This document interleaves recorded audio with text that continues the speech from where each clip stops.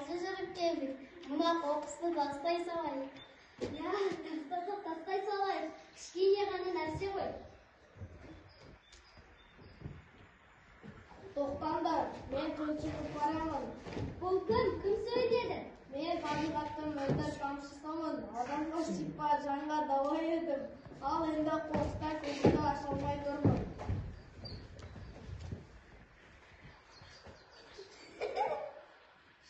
Арақтарым, судың да суды сұрауы бар дегенді ұмытпаңдар.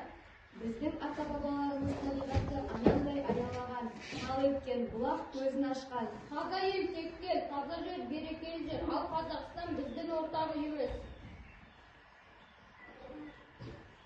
Балаларым, мен сендерге кең дала, биік тау, көгілдір аспан сыйладым. Мен сендердің алтын бесіктерімін.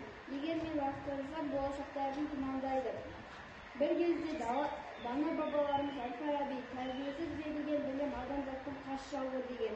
Ал табиғатқа тәрбие тазалықтан басталады. Бүгінгі ұрпақ сендердің қандай Қазақстан қалдырасыңдар? Біз қатыгездікпіз. Енді табиғатты қорғаймыз. Рахмет, бәріне. Мен қайта мөлдіреніп келемін. Таза болса даламыз, жарқын болар баламыз, көк байрағы желбіреп, мәңгі дала қаламыз. Таза Қазақстан біздің де болашақтан, табиғатты қорғаймыз, ешкімнен ұлан. Одан елден таза ел жарқын келешек, табиғатты қорғау әркімнің борышы. Таза Қазақстан біздің таңдауымыз.